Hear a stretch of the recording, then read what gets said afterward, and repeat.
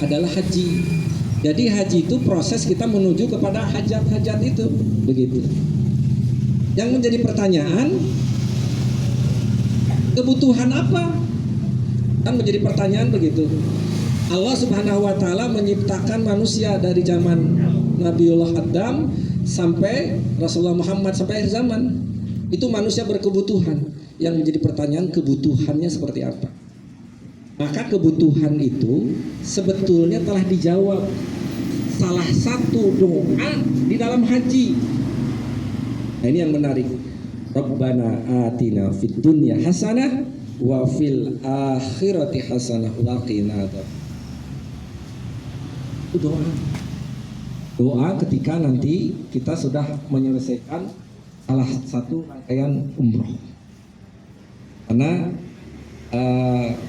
haji kita hari ini nanti tamatku begitu.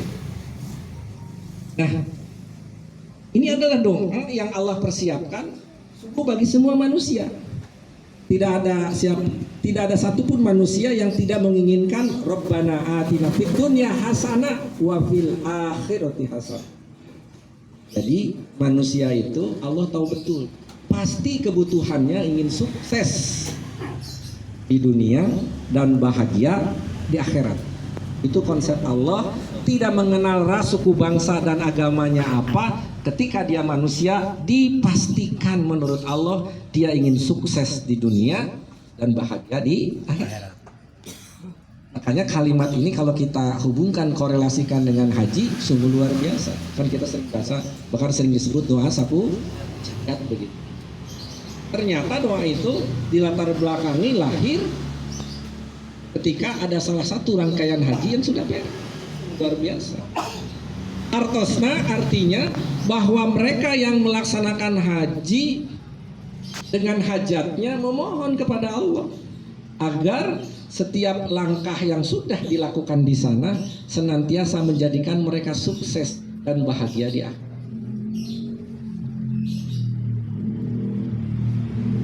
Hadirin hadirat, hari ini saya tidak akan manasik haji dan umrohnya, ya bang ya, insya Allah abang sudah manasik haji dan umroh.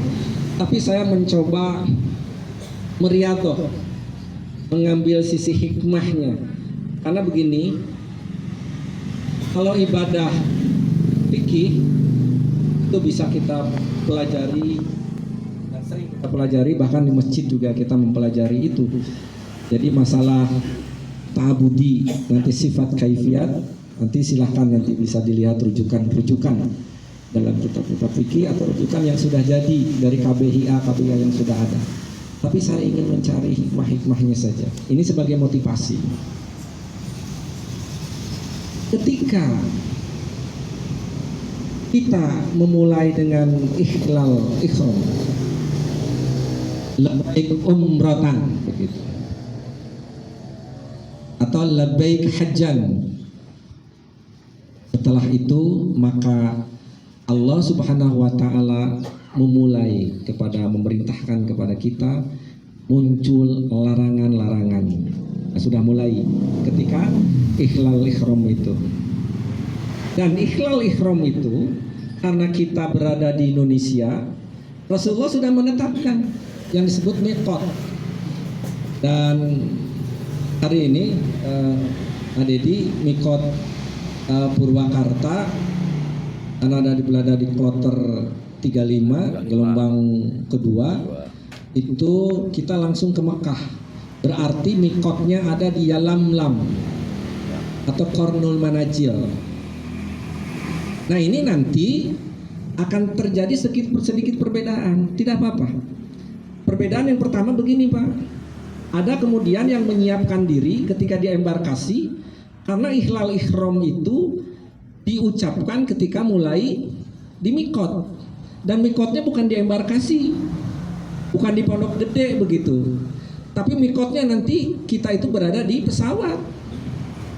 Biasanya kalau kita dari Jakarta, dari Soekarno-Hatta ke Yalamlam itu, kalau tidak ada dari pesawat mau macet sebenarnya, itu sekitar 4 jam. Biasanya co-pilot nanti akan menginformasikan ini untuk mengantisipasi mereka yang ikhlal ihram mikotnya nanti dipahami di pesawat. Nanti co-pilot akan memberitahu jamaah sekalian, sebentar lagi kurang lebih 5 menit kita akan sampai di mikot Yalamlam Qardul Manazil. Silahkan yang mau ihram siap-siap. Bapak kebayang di pesawat itu Purwakarta 350 jamaah ditambah Subang sama Bekasi 405 ya kalau nggak 410 satu pesawat. Bapak bisa bayangkan ketika di embarkasi kita memakai pakaian biasa, khusus laki-laki terutama pakaian biasa seperti ini. Ketika di pesawat kemudian kita mengambil ikhlal ihram kan harus sudah memakai pakaian ihram. Bayang tidak, di pesawat kita memulai pakai pakaian ihram. Salina di mana? Sedangkan maaf, ihram itu ada syarat-syarat yang mungkin menurut budaya kita sekarang tidak boleh pakai daleman, wangi-wangian, ada larangan-larangan di situ. Nah makanya kemudian para ulama membuat kemudahan, boleh di embarkasi di pondok haji pakaian ihramnya sudah mulai dipakai.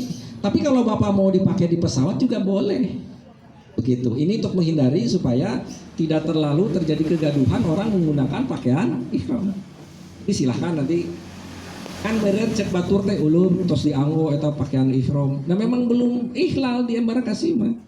Di pondok haji mah nanti di atas. Nah sehingga nanti kita akan melihat beberapa jamaah yang mungkin akan menggunakan pakaian ihramnya di embarkasi supaya ketika diumumkan kita sudah berada tanda hijau berada di mikot dalam Qardul Manazil, maka kita sudah dalam pakaian ihram, kita tinggal labbaik umrotan begitu.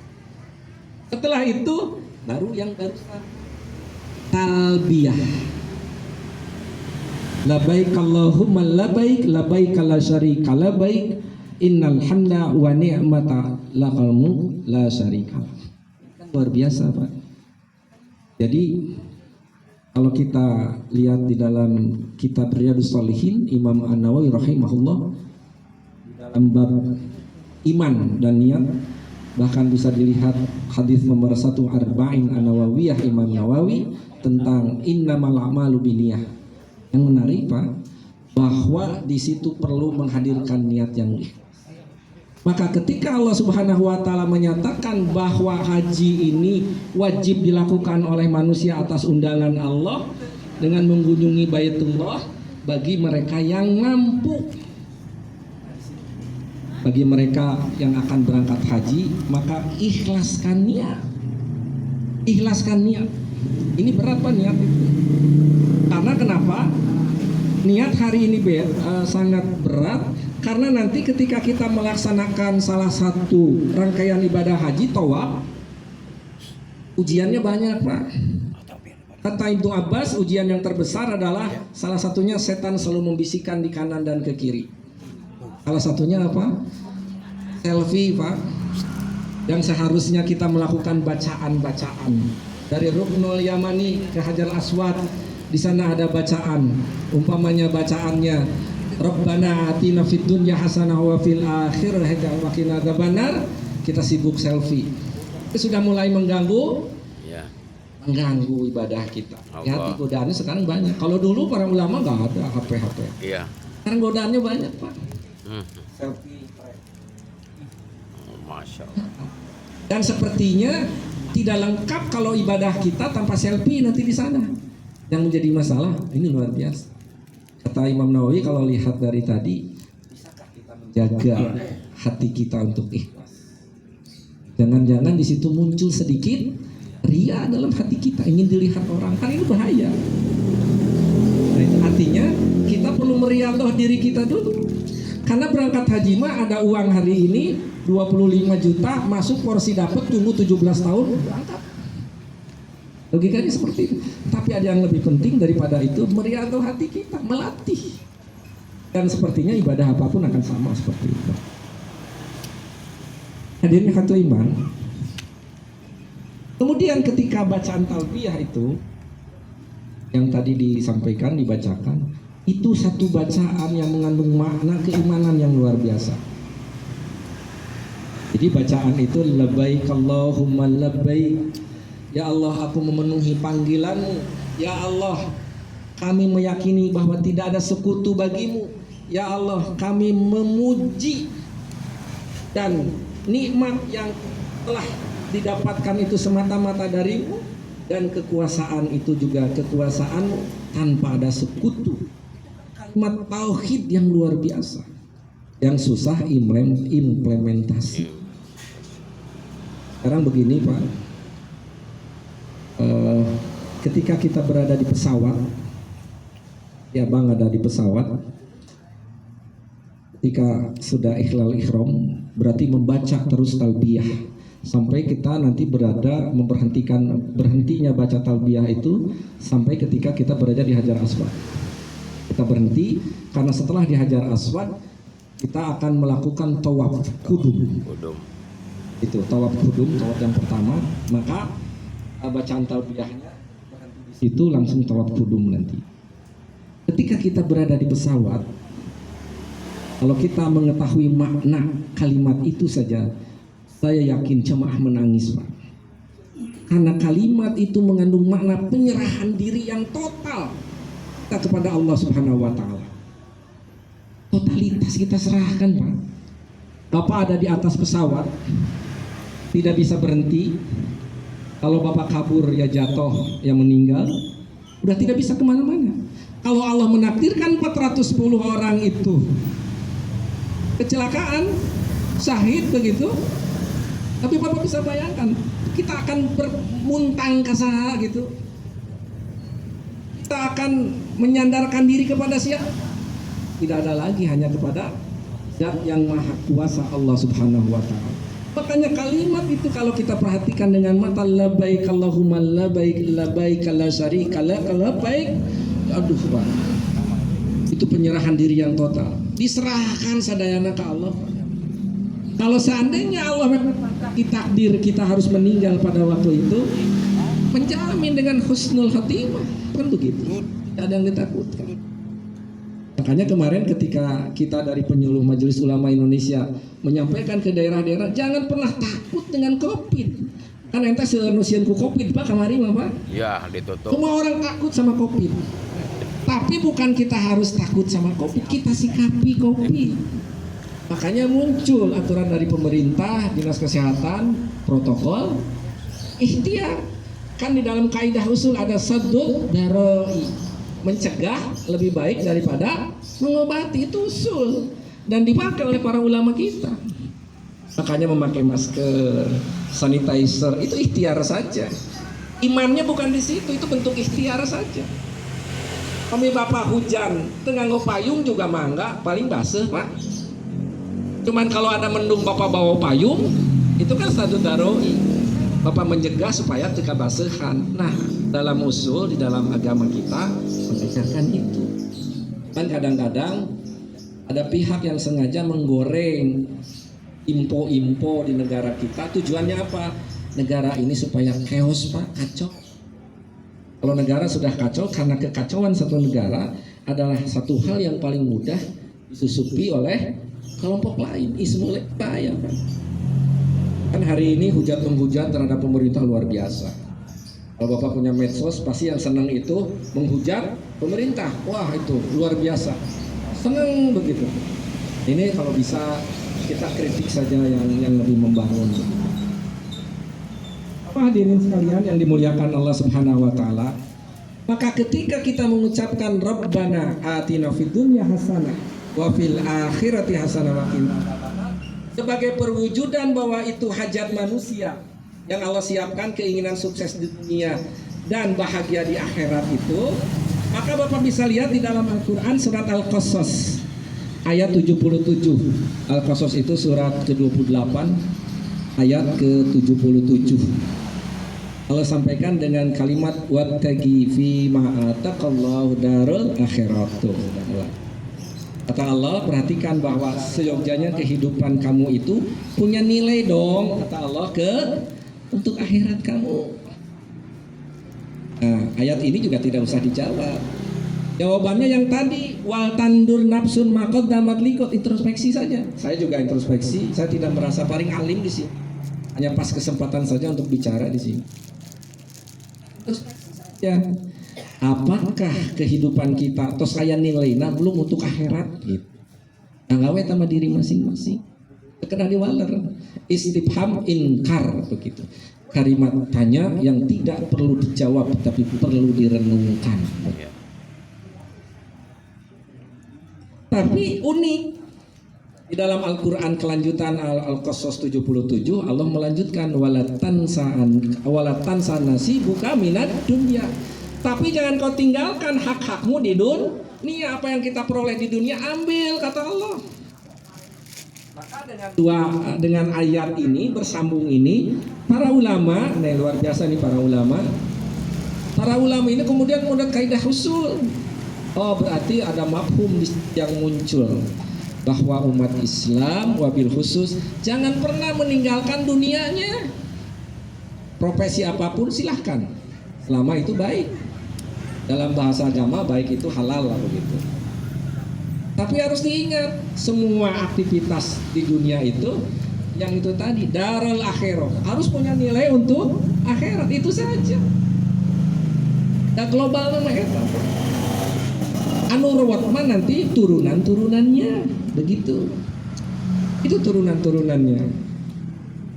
Hadirin hadirin, tadi sudah disampaikan dari mulai niat bagaimana kebutuhan manusia, maka saya ingin sampaikan hari ini bagaimana kemudian Allah Subhanahu wa taala menjadikan salah satu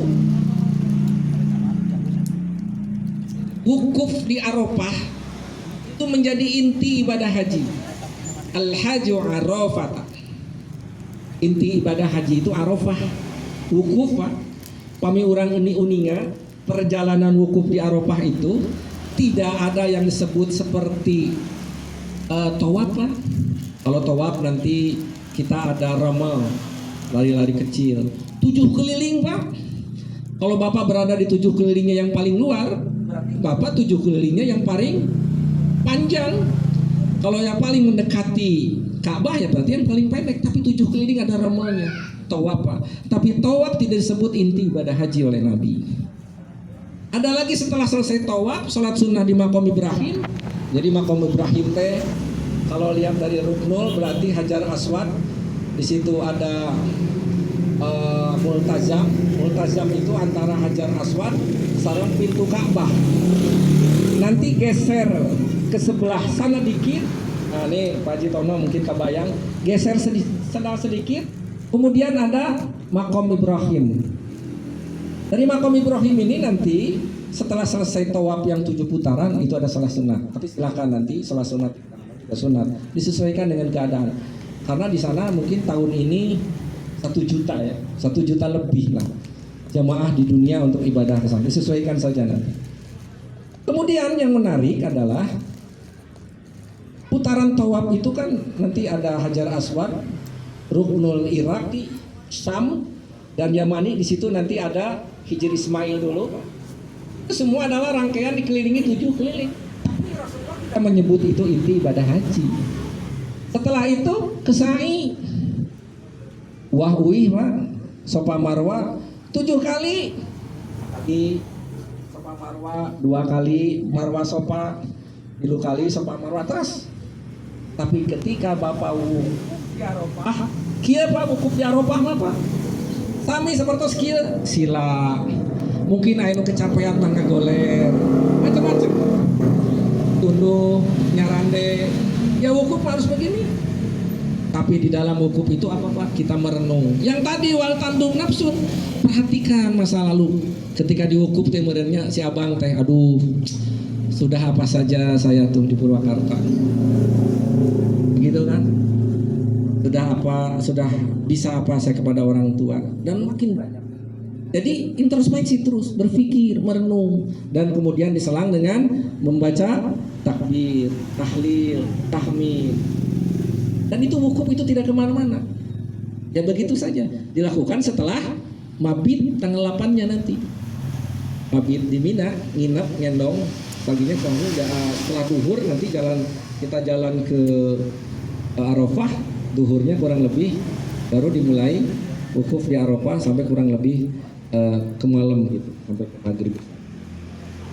Nah artinya apa Pak?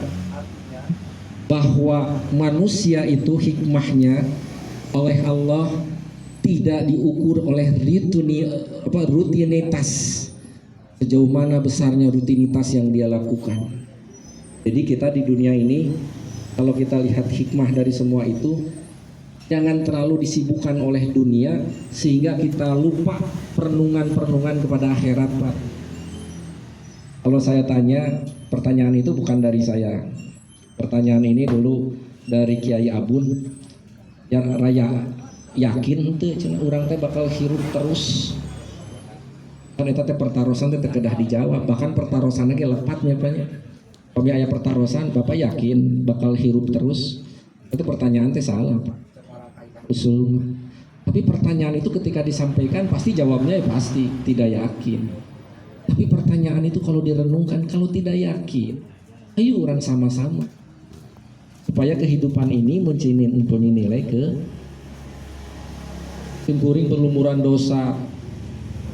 Bapak insya Allah amalnya lebih banyak dari simpuring, tapi kan Allah Maha Ghafurur Rahim, sehingga simpuring tidak menjadi pondok lengkah untuk terus mengabdi. Hadirin hati iman. Terakhir, kalau kita perhatikan, maka dari seluruh rangkaian ibadah haji yang kita lakukan, wal tandur nafsun maqaddamat lighad. Perhatikan masa lalu, membuat timbangan catatan hari ini untuk kemudian membuat langkah di masa yang akan datang. Maka mereka yang sudah melakukan haji, istilah orang haji mabrur lah gitu. Kita doakan semoga para hujjaj itu yang berangkat tahun ini menjadi haji. Amin. Kita doakan seperti itu. Ingat Pak, haji mabrur itu akan melekat pada diri seseorang seiring tuntutan dirinya untuk berbuat baik Pak. Iya Pak Mas. Di dalam ilmu hikmah, punten di dia mah ahli hikmah, hampur, seseorang Pak dengan performa pakaian yang baik saja oleh Allah dijaga dari perilaku buruk. Dari pakaian Pak, dia belum berbicara niat, belum berbicara maksud, makosid, belum, baru pakaian. Bapak cobi testimoni saja, Bapak sekali-kali pakai pakaian takwa seperti itu, pakai sarung biasa, kayak, terus Bapak melakukan maksiat. Dari pakaian saja Bapak tos mulai antara pikiran otak kiri dan otak kanan, pikiran, nafsu, iman, terus mulai berontak. Minimal ada pertanyaan, aku arek maksiat kudu pakai pakaian koko tuh, pakaian unggul Pak. Artinya apa? Jangan dianggap enteng. Performa di dalam melakukan kebaikan itu, makanya ada sebuah konsep menyeluruh. Kan kurang kikiran teh, pami ibadah mah dah sebetulnya tidak masuk syarat sah salatnya. Jadi tidak masuk. Iya. Tapi ketika orang kikiran, riyadhah hati itu akan lain Pak. Anggawe gitu. Enggak gitu. Artinya apa? Artinya ternyata kita harus tingkatkan pada hari ini bahwa memaknai kehidupan ini bukan hanya sekedar rutinitas seperti tawaf sama sa'i. Tawaf sa'i mangan jalan-jalan ayo gitu. Nanti kalau sa'inya, kalau ada di sofa kita berdoa, Allahu Akbar, Allahu Akbar, Allahu Akbar, la ilaha illallah wahdah. Terus kemudian nanti kita menghadap Ka'bah berdoa, yaitu. Tapi lihat wukuf di Arafah. Dan wukuf di Arafah itu bukan 10 menit, 20 menit Pak. Dari duhur sampai mendekati maghrib, bahkan sholat saja nanti kita mendengar khutbah, sholat saja kita di jama nanti. Kebayang, kikiran dugi ka maghrib Pak betah. Tuh, ahli hikmah ge, cenah tuh ahli hikmah tukang sila Pak. Itu wukuf Pak di Arafah. Tujuannya apa? Hanya merenung Pak. Merenung, baca-baca takbir, tahlil, begitu.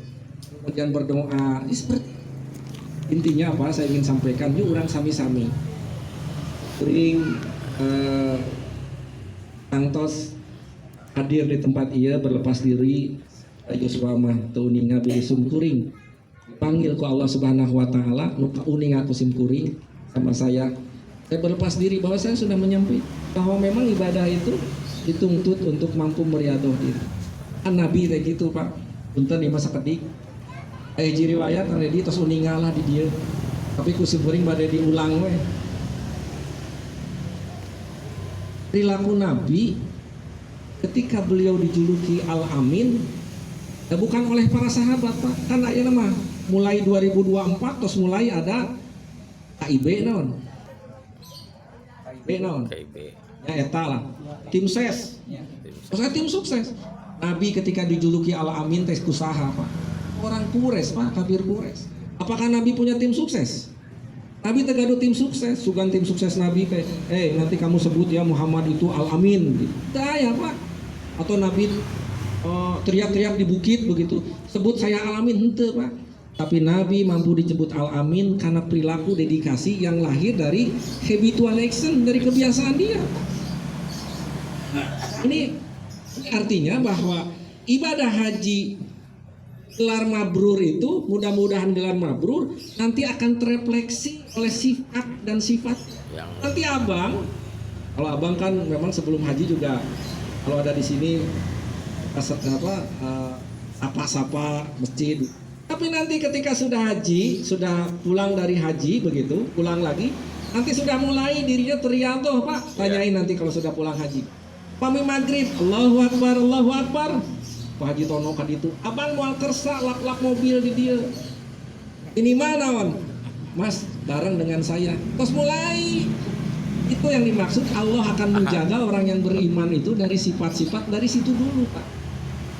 Makanya kemudian ibadah ini kita jangan anggap enteng dengan pakaian-pakaian.